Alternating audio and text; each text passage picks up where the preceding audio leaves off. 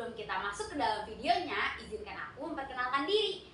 Ada pepatah bilang nih, tak kenal maka tak sayang. Udah kenal, udah sayang-sayang. Ups. Oke, kita lanjut lagi ya. Perkenalkan, nama aku Elsa Navalia Putri, aku dari Divisi MIBA. Oke, kita lanjut ke videonya. Check it out. Oke, kita kedatangan narasumber yang keren banget nih. Ada yang tahu nggak namanya siapa? Oke, jadi kita kenalan dulu kali ya. Oke, Kak, boleh kenalan dulu, Kak. Hai semuanya, perkenalkan nama aku Lia Sofiani. Aku dari tingkat 3 semester 5. Aku dipercayai sebagai Kadip 4, yaitu Kadip Minat dan Bakat. Keren banget nih. Sebelum aku tanya-tanya, Apa tuh? gimana sih perasaan Kakak sekarang nih? Mau ditanya-tanya perasaannya gimana nih? Deg-degan banget, takut apa sih, takut ada salah-salah mau kayak gitu tuh. Tenang aja, Kak, ini nggak kenapa-napa kok. Jadi tanya-tanyanya pertanyaan-pertanyaan gampang lah ya. Oh yakin? Oke, kita masuk ke pertanyaan pertama. Bagaimana sih, Kak, membangun rasa profesionalisme dalam organisasi? Oke, menurut aku pribadi, karena udah ngejalanin kurang lebihnya 1 periode, berapa bulan tuh, nggak tahu lah. Menurut aku tuh kalau misalnya inget-inget soal profesional tuh suka inget ke tanggung jawab yang dikasih ketua umum sih. Kalau misalnya nggak semena-mena, kalau misalnya kita kalau misalnya kita lagi bad mood atau kita lagi capek kayak gitu, aku sendiri tuh suka ingat ke pepatah apa yang dibilang Sama ketua umum. kayak gitu. Jadi jangan lupa guys, di saat kalian itu bete, gak mood atau apapun itu, profesionalisme itu penting guys. Ingat-ingatnya itu rasa tanggung jawab ya, mungkin tanggung jawab yang kemarin sudah diiyakan harus dilaksanakan. Betul, harus kita laksanakan. Jangan lupa ya momen. Oke, lanjut ke pertanyaan kedua mungkin ya. Apa tuh? Pernah gak sih kakak tuh ngerasa bosen, bete, terus kayak yang aku tuh harus gimana nih, kayak di himpunan aku udah bosen banget, kayak apa ada pikiran apa keluar aja? Pernah banget pikiran kayak gitu waktu beberapa bulan yang lalu, waktu banyak-banyaknya proker tuh. Kadang kan kita tuh seminggu itu, setiap minggu tuh 1 bulan tuh suka ada aja proker kan. Nah, dari diri aku sendiri ya, nggak tahu dari orang lain tuh, kadang aku suka merasa capek. Kadang waktu aku buat misalnya buat nyempetin diri buat diri sendiri aja gak bisa Ya, susah. buat main, hangout bareng teman-teman yang lain tuh susah ya. Susah banget. Tapi kita tuh ngejalannya tuh asik tuh. Kalau misalnya emang capek tapi kita ngejalannya juga asik gitu. Jadi ya gitu tuh, asik di kita.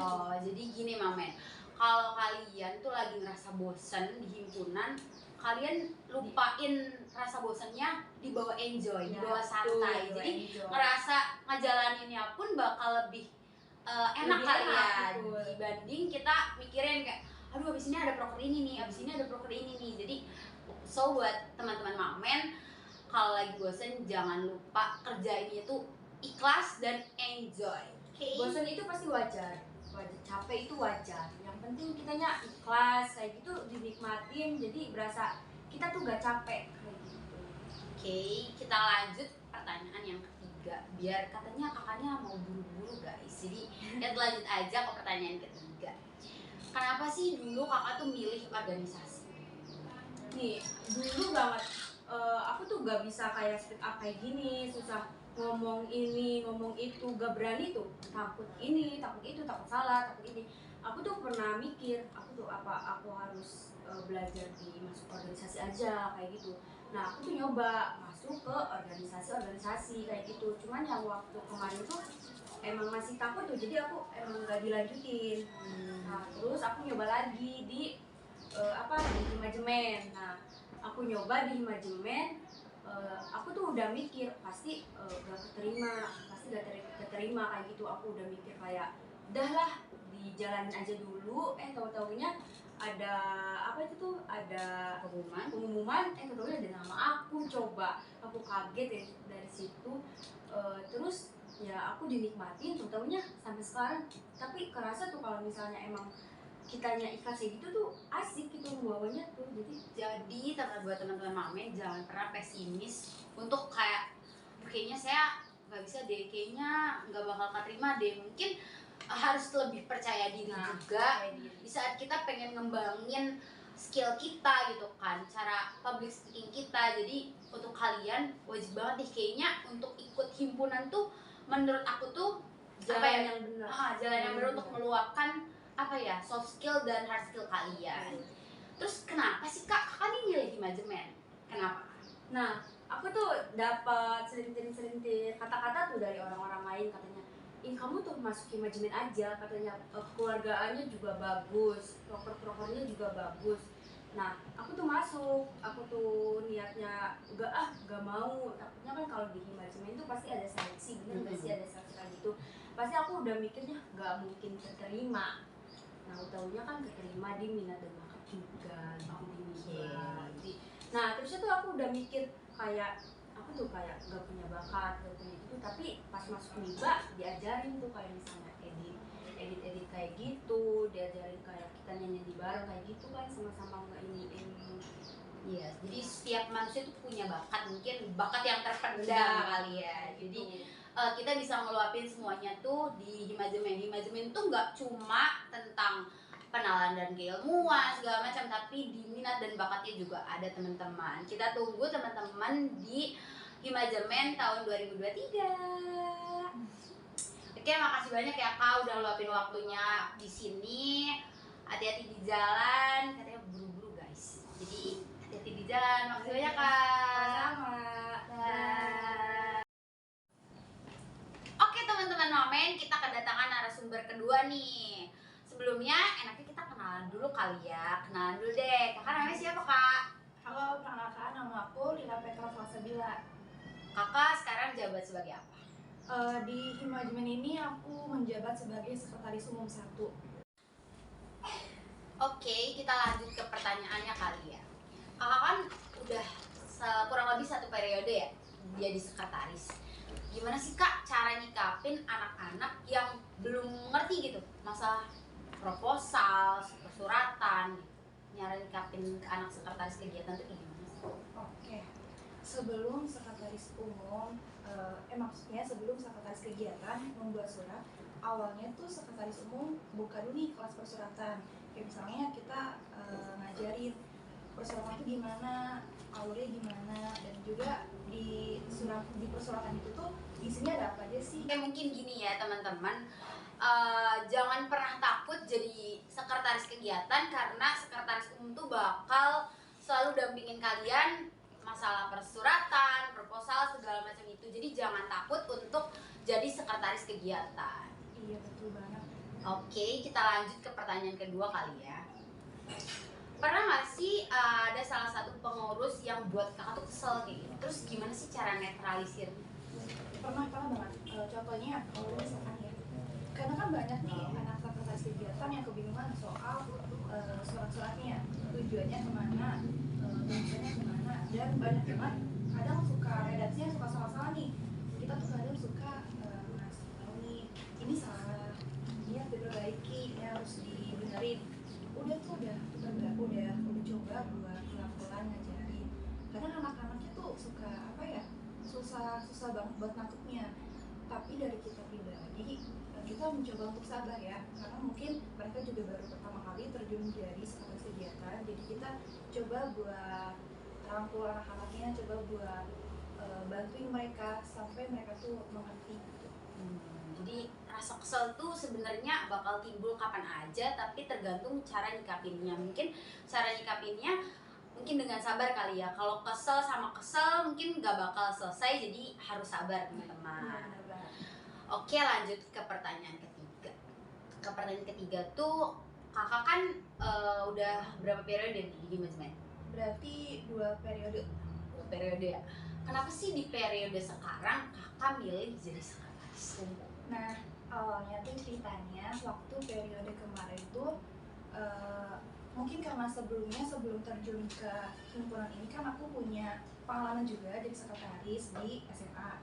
Terus waktu pas tahun kemarin tuh dapat dorongan nih dari kakak tingkat, ayo nanti tahun depan kamu harus naik jadi sekretaris umum. Awalnya tuh aku nolak kan, kamu kan maunya jadi anggota aja. Cuma waktu pas mendekati akhir periode kemarin, aku tuh sempet bingung kayak aku tuh mau lanjut di manajemen atau mau naik ke BEM atau ke BPM gitu kan. Terus aku coba buat ngobrol nih sama adik aku sendiri, terus adik aku coba buat nasihatin aku, dan akhirnya aku bertahan di manajemen. Dan adik aku tuh juga sempat nasihatin aku. Dia ngomong kalau misalkan kamu tetap bertahan di manajemen tapi dengan kamu tetap menjadi anggota tuh sama aja bohong. Jadi ayo nggak apa-apa, coba belajar buat naik ke tingkat selanjutnya gitu. Jadi akhirnya aku mencoba untuk menjadi sekretaris umum. Oke, buat teman-teman Mamen, jangan takut untuk menentukan pilihan nih. Pilihan tuh penting, jangan takut kedepannya bakal kayak gimana, kedepannya bakal ngapa-ngapain. Jadi berani aja dulu, coba dulu aja gitu. Oke, makasih banyak ya Kak Lila udah nemenin podcast aku hari ini. Dadah. Oke sobat-sobat Mamen, sebelum kita lanjut, kayaknya aku mau promosiin deh tempat ini. Tempat ini enak banget buat kalian teman-teman yang suka nongkrong sama teman-temannya. Terus makanannya juga enak-enak loh dan murah-murah. Oke, kita minum bareng aja kali ya Kak. Minumannya enak banget loh. Buat kalian jangan lupa mampir ke Cafe 27, tepatnya di Jalan Veteran nomor 6 samping Polres Cirebon. Oke ya, kita lanjut ke narasumber yang ketiga. Boleh kenalan gak sih Kak? Boleh dong. Oke, perkenalkan teman-teman semua, saya Yulio Purnomo. Kebetulan di periode sekarang di Himajemen 2022 ini saya diamanahi oleh ketua umum saya menjadi kepala divisi 2, yaitu hubungan masyarakat atau bisa dibilang humas. Mungkin nanya-nanya nih Kak, humas itu apa sih Kak? Boleh. Kalau humas itu di Himajemen itu sebagai divisi kedua yang ranahnya itu ke eksternal. Jadi humas itu biasanya menjalani kegiatannya itu di bidang eksternal, biasanya kayak dengan berhubungan dengan lembaga, lalu dengan masyarakat gitu. Seperti proker-prokernya pun lebih ke arah eksternal gitu. Seperti contohnya company visit atau share to care yang berkunjung ke banyak orang gitu. Oke, aku lanjut ke pertanyaan pertama kali ya. Boleh, apa tuh? Bagaimana cara kakak mengatur waktu dalam organisasi? Misalkan kakak ikut kerja, main, ngampus gitu. Jadi cara bagi waktunya gimana sih? Oke, kalau bicara bagi waktu ya, sebetulnya saya sendiri buat kayak ikut organisasi itu salah satunya buat belajar manajemen waktu. Jadi kebetulan kalau saya itu belum kerja, masih kuliah dan organisasi mungkin sama main lah sedikit-sedikit gitu. Kalau buat bagi waktu dengan main ya, saya biasanya di waktu luang sih. Terus dengan kuliah, kita itu kan sebagai mahasiswa prioritasnya itu di kuliah gitu, belajar. Dan ditambah dengan kegiatan organisasi. Dan itu kita bisa bagi waktunya itu dengan kita fokuskan dulu ke kuliah, lalu habis itu baru ke organisasi. Walaupun sama-sama tetap bertanggung jawab. Seperti itu. Kalau misalkan kakak lagi di organisasi butuhin kakak dan di kampus pun butuhin kakak, kayaknya kakak lebih milih kemana nih? Kalau bilang seperti itu studi kasusnya, mungkin kalau saya sebenarnya lebih milih ke kuliah dulu karena sebagai prioritas saya sebagai mahasiswa gitu. Ketika nanti ada tugas di organisasi, saya pun bisa mengikutinya dengan cara mungkin dispensasi atau berkoordinasi dengan pihak organisasinya untuk membagi waktu. Oke, buat sobat-sobat Mamen, jangan pernah takut ikut organisasi gara-gara nggak tahu dan nggak bisa bagi waktu mungkin ya. Karena di Himajemen juga kita akan mengutamakan kampus dulu nih, ngampus dulu baru di Himajemennya. Jadi jangan takut untuk susah membagi waktu. Oke, lanjut ke pertanyaan kedua. Boleh. Hal apa yang buat kakak nih semangat untuk menjalanin proker-proker yang notabene proker humas tuh banyak ya guys? Ya betul teman-teman, kalau bisa dibilang proker humas di tahun ini sama kegiatan itu cukup banyak. Jadi kita itu dengan rasa semangat kita itu biasanya muncul ketika kita melihat pengurus-pengurus lain. Mungkin dengan adanya PT, BPH, lalu pengurus lain yang notabene saya sendiri di Himajemen itu udah 2 periode. dan periode sekarang itu saya diamanahkan menjadi kepala divisi. Saya mempunyai anak, jadi anak-anak lah yang menjadi salah satu motivasi saya untuk tetap semangat gitu.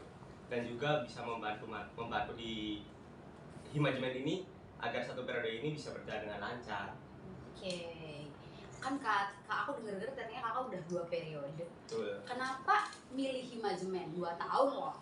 Nah itu, kenapa milih Himajemen 2 tahun? Jadi di tahun pertama itu sebetulnya saya di divisi Kesma. Di divisi Kesma itu sebagai anggota. Dan di periode sekarang, alhamdulillah diamanahi menjadi kepala divisi Humas. Dan menurut saya ketika saya di satu periode di Himajemen itu belum cukup bagi saya gitu. Tujuan yang saya inginkan itu belum tercapai di Himajemen. Dan di organisasi itu kan banyak banget hal yang kita pelajari gitu, entah itu tentang public speaking, berhadapan dengan orang, cara bersosialisasi dengan orang. Jadi di periode sekarang diberi kesempatan dan diberi wadah kembali gitu tuh. Jadi kenapa enggak kita untuk mencoba lagi. Dan mungkin salah satu halnya itu ada di kenyamanan. Di Himajemen itu sebetulnya organisasi yang bikin nyaman gitu. Karena saya sendiri di Himajemen itu udah dianggap sebagai rumah sendiri. Udah kayak dia ya kak? Iya, betul. Jadi mendingan ke Himajemen aja deh yang bikin nyaman daripada dia yang nggak bisa bikin nyaman sih. Oke, kakak nih kan katanya waktu periode pertama di Kesma, periode sekarang jadi Humas. Pernah nggak sih kayak yang ih di Kesma gini loh, kayak ih di Humas gini loh gitu. Pernah nggak sih kayak ada ngerasain perbedaan? Oh, kalau perbedaan di divisi ya Kesma sama Humas itu jelas beda banget.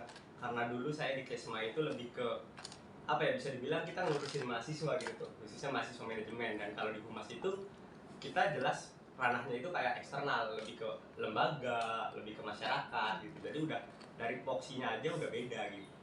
Oke, makasih ya kak udah nemenin Ya, aku podcast sama-sama. hari ini. Mungkin cukup sekian narasumber kita yang ketiga. Dadah, makasih ya kak. Ya, sama-sama, makasih.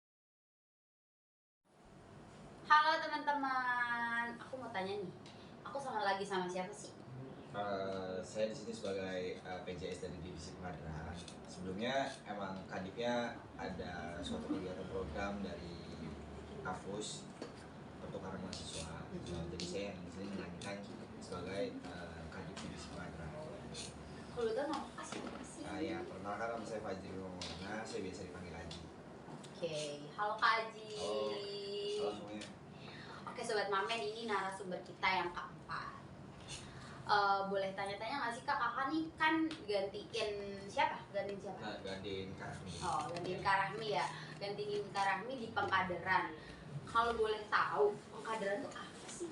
Kalau pengadaan sendiri ya secara keseluruhan itu adalah suatu kaderisasi dari internal yang memang benar-benar tuh menjaga suatu internalnya dari suatu keharmonisasiannya, kenyamanan dan sebagainya gitu. Jadi lebih ke kita menjaga suatu internal. Berarti jangan takut untuk nanti di Himajemen ini nggak bakal nyaman karena ada pengkaderan guys. Oke, kita lanjut ke pertanyaan yang pertama. Apa kontribusi yang sudah kakak lakukan saat menjabat dalam Himajemen? Kontribusi yang udah dilakukan banyak sih sebenarnya, dari mulai kepanitiaan yang sudah dilalui, terus juga beberapa hal yang didapetin gitu, dari mulai saya bisa menyampaikan beberapa hal gitu kan, memberi kontribusi kepada teman-teman semua dan memberikan dampak yang mungkin teman-teman tuh harus bisa gitu di dalam suatu organisasi. Mungkin organisasi-organisasi yang lainnya pun sama, cuman bedanya kalau dari saya sendiri itu kayak saya menunjukkan gitu loh, kayak teman-teman harus bisa di dalam organisasi itu harus seperti ini gitu. Itu sih paling. Kakak nih ya, pernah nggak sih ngelakuin hal konyol saat aku udah berapa periode di sini? Ya kebetulan saya ada 2 periode dan di divisi yang sama juga, di divisi mana. Oke. Kakak pernah nggak sih dalam 2 periode ini kakak ngerasain hal-hal konyol menurut kakak gitu? Boleh diceritain nggak hal konyolnya apa? Hal konyol yang kayak gimana ya maksudnya? Hal konyol yang pernah dilakuin? Dia dilakuin atau kakak ngelihat hal konyol apa gitu? Kalau hal konyol apa ya? Bingung sih, kayak kalau misalkan hal konyol itu pernahnya ini loh, kayak sebenarnya saya orangnya ya nyeleneh gitu loh. Kalau ini pada saat sidang setengah periode kemarin sih gitu loh, kayak saya kan menggantikan Rahmi sebagai divisi pengkaderan gitu kan, PJS-nya. Saya tuh memaparkan laporan pertanggungjawaban gitu kan, dengan memang ya dengan santai, dengan nyeleneh gitu. Tapi pada akhirnya tuh kayak ya orang-orang ketawa, itu posisi lagi serius banget, dan dari situ tuh kayak ih ini lagi ngelakuin apa gitu loh, tiba-tiba kayak gitu. Jadi kayak tiba-tiba tuh ngelakuin hal nyeleneh yang nggak seharusnya orang lakuin, Iya, itu pada saat sidang. spontanitas gitu ya. Itu pun dilakukan pada sidang setengah periode kemarin gitu loh, pada saat memaparin gitu. Itu sih paling hal kecil yang Oh, jadi bakal muka kakak gitu. mungkin kayak yang lagi tegang-tegangnya gitu ya. Terus ngelihat yang lain dan muka kakak tuh kayak aduh pengen ketawa gitu Ya, mungkin betul, kayaknya. Jadi nyelenehnya saya tuh kayak ya buat orang-orang ketawa gitu loh. Oke. Kakak kan udah dua periode nih di Himajemen. Alasan kakak milih Himajemen di 2 periode ini? Sebenarnya sih balik lagi ya, kenapa saya milih selama 2 periode di manajemen dan di divisi yang sama. Mungkin sama sih, saya udah nganggap ini bukan suatu organisasi lagi, melainkan suatu rumah gitu. Jadi kenyamanan yang ada di dalam itu udah benar-benar membentuk, dan saya tuh merasa nyaman di dalam sini gitu loh. Jadi ini bukan cuma suatu organisasi, tapi sudah menjadikan sebagai rumah saya gitu loh. Jadi ya siapapun yang ada di dalam rumah, saya menyambutnya dengan hangat. Oke. Pasti Himajemen itu punya tagline-nya apa sih? Nah, kalau tagline manajemen tuh dari tahun-tahun tuh selalu dipakai kayak ya sejak apapun kalian melangkah, manajemen adalah rumah terbaik untuk kembali. Oh, guys, buat Terus. teman-teman Mamen, jangan lupa nih untuk lagi bingung nih milih kayak aduh mau masuk organisasi apa nih, kan di Universitas Swadaya Gunung Jati itu banyak ya organisasi. Mungkin Himajemen tuh pilihan terbaik menurut aku ya. Betul. Tuh. Oke, mungkin pertanyaan jangan banyak-banyak kali ya, bikin boring gitu ya. Oke, cukup sekian aja pertanyaan dari aku. Makasih Kak. Sama-sama. Dah. Nah.